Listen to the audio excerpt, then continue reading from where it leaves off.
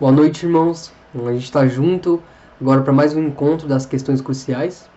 E o nosso tema de hoje é: como posso desenvolver uma consciência cristã?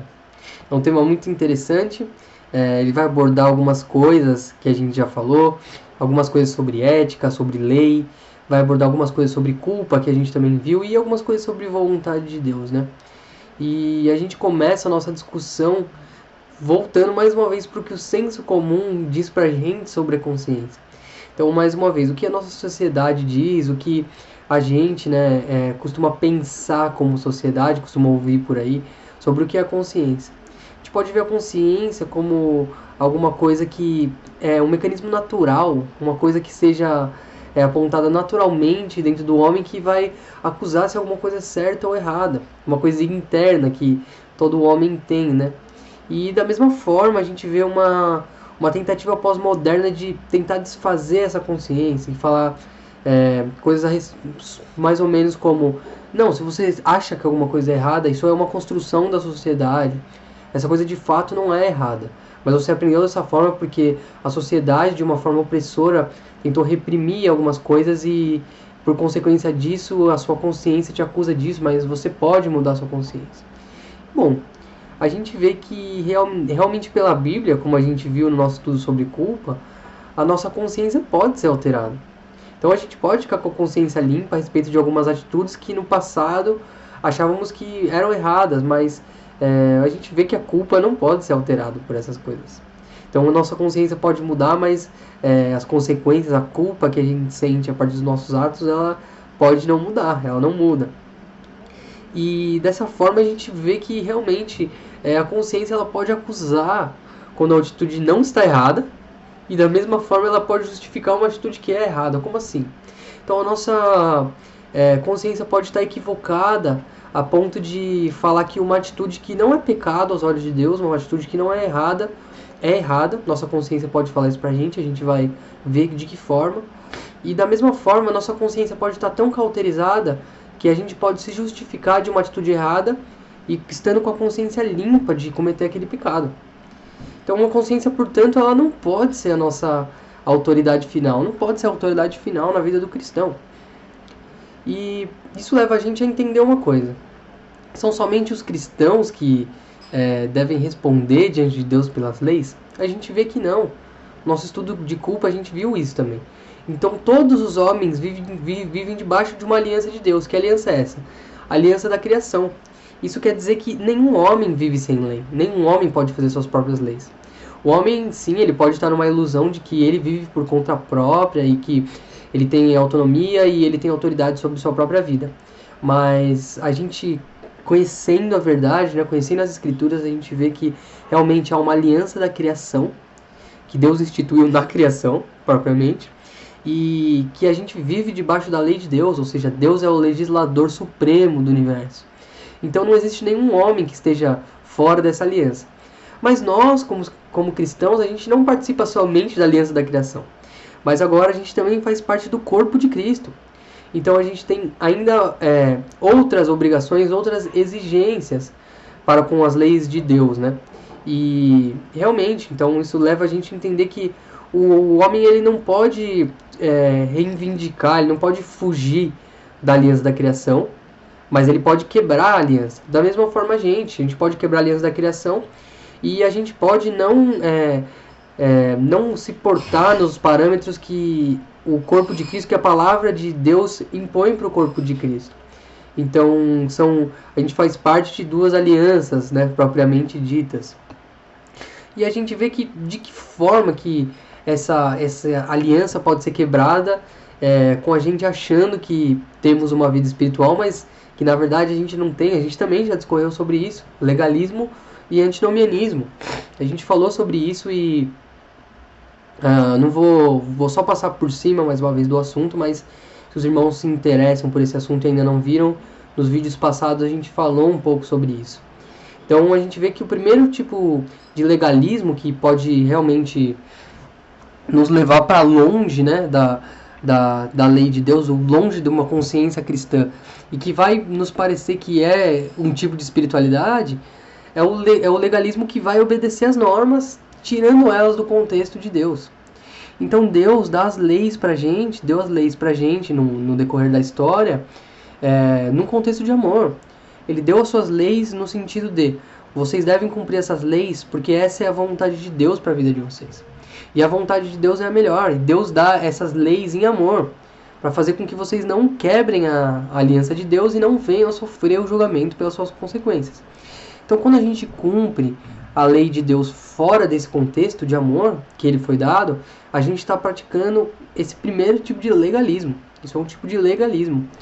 A gente vê um segundo tipo de legalismo na Bíblia, que seria guardar a letra da lei, mas violar o espírito da lei. O que seria isso? Bom, um exemplo disso vamos supor que numa rodovia o limite de velocidade é 100 km por hora. E é uma pessoa que ela gosta de andar no mínimo, no limite mínimo que é permitido. Naquela rodovia, portanto, metade da velocidade 50 km por hora. Então aquela pessoa ela gosta de andar de 50 km por hora e ela sempre anda em 50 km por hora. Ela não passa daquilo, nem para trás nem para frente. Mas num dia de chuva, a lei nos diz que realmente a recomendação, né, é que essa velocidade seja reduzida. Então 50 passa a ser a velocidade máxima permitida e 25 passa a ser a mínima permitida num dia de chuva. E a gente vê que essa pessoa, ela gosta de conduzir o carro dela a 50 km por hora, mesmo no dia de chuva. Mesmo se aquela situação teria que levar ela a tomar uma atitude mais prudente, colocando em segurança também a vida dos outros que estão ao redor dirigindo ali, ela não quer, porque ela guardou aquela lei. Esse é um segundo tipo de legalismo. Ela instituiu aquela lei e ela sabe que aquele é a velocidade mínima da rodovia e não importa com as adversidades, ela vai manter aquilo. Então ela não vai se desdobrar a partir daquilo. Então isso é guardar a letra da lei, mas violar o espírito da lei. Não é esse o espírito que a lei fala, né? Mas ela vai guardar ali realmente a lei tal como ela é. Bom, o terceiro tipo de legalismo é atribuir normas humanas às leis de Deus. Isso é o que o pastor Mário fala pra gente sobre os usos e costumes, né? Então, realmente, cada igreja tem o direito de estabelecer certas normas que não são propriamente descritas nas escrituras, mas que vão ajudar ali no regulamento da igreja. Agora, a partir do momento que essas normas são aplicadas como se fossem leis de Deus, isso já se torna um legalismo. Não se torna realmente uma regulação para uma organização melhor, né? Mas se torna realmente um tipo de legalismo. Porque aí a gente está atribuindo as leis dos homens, e é isso que os fariseus faziam muito, atribuindo as leis dos homens, que os homens instituíram como o princípio organizador das coisas, como se isso fosse lei de Deus, ou seja, qualquer um que infringe aqueles usos e costumes está pecando, quando na verdade a lei de Deus não fala isso pra gente. E o quarto tipo que a gente vê são as brechas na lei. Então aquele legalista que ele cumpre a lei, mas ele encontra brechas na lei, talvez, se a gente puder falar, talvez dando um jeitinho brasileiro ali para as coisas. Um exemplo disso é que no dia de sábado, os judeus eles não poderiam andar mais que 1000 metros. Eles não poderiam percorrer aquela distância de 1 quilômetro, mais que 1 quilômetro. Mas a casa, realmente, naquela época, não era aquele âmbito físico, mas aquela casa deles era o lugar onde seus bens estavam. Como assim? Então, se eu possuísse um bem num determinado lugar, aquilo também era considerado a minha casa. O que isso implica? Isso implica que, se a gente colocasse, eu tenho a minha casa, o meu lugar físico, e eu pedir para um mercador ou alguma caravana durante a semana colocar uma escova de dente minha num lugar a 1000 metros da minha casa, eu poderia transitar ali e dali para um outro objeto que tivesse a 1000 metros da minha casa, enfim. Essa era uma brecha comum na lei. Então aqueles judeus realmente eles estavam infringindo o princípio da lei, que seria não se locomover mais que 1000 metros. Mas eles encontravam brechas na lei para que esse espírito pecaminoso deles se manifestasse sem descumprir a lei. Então esse também é um tipo de legalismo, né? Bom, agora a gente vê por um lado o legalismo, de outro lado o antinomianismo. Como que a gente pode observar isso? Bom, a gente pode observar isso em 3 tipos. O primeiro seria o libertinismo. O que é isso? A gente falou um pouco disso também. Seria aquela pessoa que fala, não, mas eu fui justificado pela graça. Se eu fui justificado pela graça, eu tenho meus pecados perdoados. Isso leva a dizer que eu posso pecar da forma que eu quiser, porque os meus pecados já foram perdoados por Cristo. Então, se eu já fui justificado pela graça, não tem necessidade de eu realmente viver uma conduta cristã a ferro e fogo, porque eu vivo agora na aliança da graça. Então, isso não tem necessidade. Esse é o primeiro tipo de distorção. O segundo tipo é o que a gente chama de escapismo ou disfarce espiritual. O que seria esse disfarce espiritual? Seria aquela frase que é muito comum pra gente: o Espírito me guiou a fazer isso. Primeira coisa que a gente deve considerar: primeiro, o Espírito ele não age fora da palavra de Deus. Então o Espírito ele nunca vai guiar a gente para alguma coisa que não seja santidade ou obediência. O Espírito nunca vai fazer isso. E muitas vezes as pessoas elas se escondem atrás dessa pseudo-espiritualidade, né? Falando, não, o Espírito me compeliu a fazer tal coisa. Quando na verdade não foi o Espírito. Às vezes é uma frase mal intencionada, né? Mas às vezes pode ser mal colocada mesmo, uma compreensão errada do que o Espírito coloca a pessoa a fazer, direciona a pessoa a fazer, né? Isso a gente explicou de uma forma melhor no estudo sobre a vontade de Deus. Então, também recomendo que os irmãos assistam. E um terceiro tipo, a gente vê o situacionismo. O que seria isso? A gente falou um pouquinho sobre isso também. Seria a famosa lei absoluta do amor. Então, quando eu me deparo com alguma coisa na Bíblia, nas Escrituras, e eu me pergunto se eu devo fazer aquela coisa, eu devo julgar pelo amor. Como assim? Ah, não. A Bíblia está me falando para fazer tal coisa, mas eu acho que a lei absoluta é do amor, então ela ultrapassa a Bíblia. Então eu vou agir como o amor fala, como o amor agiria. Mas o problema, irmãos, é que o amor ele vem de Deus. O amor nos parâmetros de Deus, nos parâmetros das Escrituras, vai falar pra gente que a Escritura não mente e a Escritura não erra. E se a Escritura não erra, a gente não pode colocar o amor acima da Escritura, porque é a Escritura que fala o que o amor é. Então isso cai muito naquele tipo de, não, a Bíblia ela pode ser descartada em algumas ocasiões, porque o amor é o que prevalece. Irmãos, o amor é o que prevalece. Portanto, a gente deve cumprir as Escrituras em todas as ocasiões. A Escritura é o nosso princípio norteador. Isso leva a uma compreensão nossa muito errada. Esse antinomianismo significa viver sem lei. Então, por um lado, ter a lei como tudo, como base para tudo, e a lei fora do seu contexto de amor. E por outro lado, não cumprir lei nenhuma, descartar todas as leis, porque nós vivemos pela graça. Esses dois lados estão completamente equivocados. E eles não ajudam a gente a desenvolver uma consciência cristã. No capítulo final, o Sproul ele vai expor que realmente a gente vê que essa compreensão da Igreja Católica está equivocada sobre pecado venial, pecado mortal. Mas a gente vê que os reformadores vão falar pra gente que todo pecado é mortal. Em que sentido? Qualquer pecado que a gente comete, por mais inofensivo que pareça, ele já é um indício de que a gente quebrou a aliança com Deus, e ele já é um indicativo de que a gente merece a condenação eterna. Um exemplo disso é o pecado de Adão. Muitos podem achar que foi um pecado besta ali, entre aspas, mas realmente aquele pecado instituiu toda a pecaminosidade no mundo. Então é uma coisa séria. Então, nesse sentido, todo pecado é mortal. Todo pecado merece a condenação eterna. Mas ao mesmo tempo, nós que somos cristãos, que fomos adotados por Deus, nenhum pecado pode separar a gente da morte. Então não há pecado grave que separe a gente dessa condição de graça, né? Isso leva a dizer como que a gente possa pecar livremente, como o antinormismo vai dizer? Não, de jeito nenhum. Pelo contrário.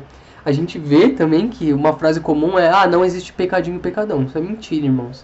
Existe sim pecados que são passíveis de punições muito maiores, e um exemplo disso são os pecados que são passíveis de morte na Bíblia.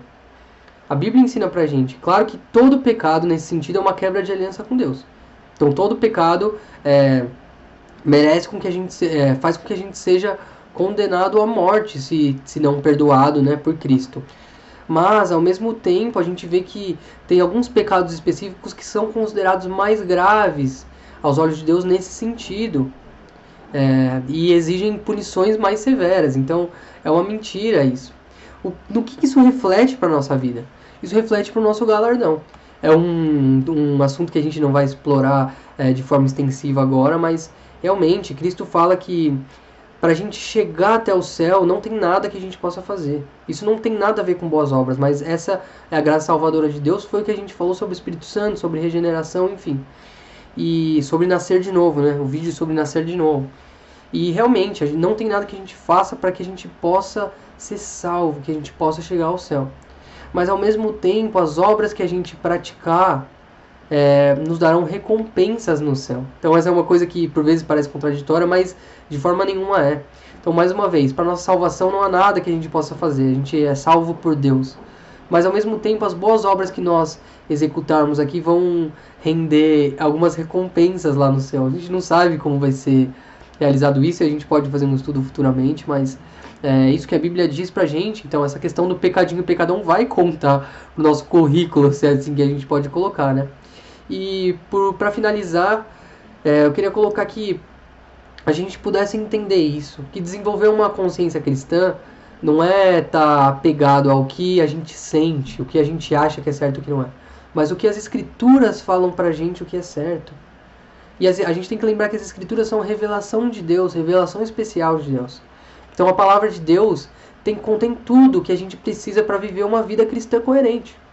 Então que a gente possa seguir as escrituras e lendo as escrituras, aproveitando os meios de graça, oração, leitura da Bíblia, pregação, comunhão na igreja, Santa Ceia, enfim. É a partir disso que a gente pode realmente estar mais perto de Deus, pode examinar a palavra de Deus, as escrituras, e que a gente pode realmente desenvolver uma consciência cristã, ou seja, aquela consciência que a Bíblia fala pra gente que é correto. Os atos que a Bíblia traz como correto e os atos que a Bíblia traz como errados. Então essa é a consciência que a gente tem que desenvolver. Aprender a ver as coisas pelas lentes de Deus, ou seja, pelas lentes das Escrituras, da Bíblia Sagrada. Então que a gente possa entender isso, que a gente possa realmente lutar contra esse legalismo, contra esse modo de vida sem lei também, esses dois opostos, né? Mas que realmente a gente consiga ser guiado pelas escrituras e a gente possa meditar nas escrituras a fim de que em todas as áreas da nossa vida a gente busque compreender o que Deus tem preparado pra gente, qual que é a vontade de Deus nesse sentido que as escrituras dizem pra gente, e com o auxílio do Espírito Santo aí para nossa santificação, acredito que seremos capazes aí de desenvolver uma consciência cristã ao decorrer da nossa caminhada. Então é isso, irmãos, essa é a mensagem que eu queria deixar hoje. Agradeço mais uma vez pela oportunidade. Semana que vem nós nos encontramos de novo.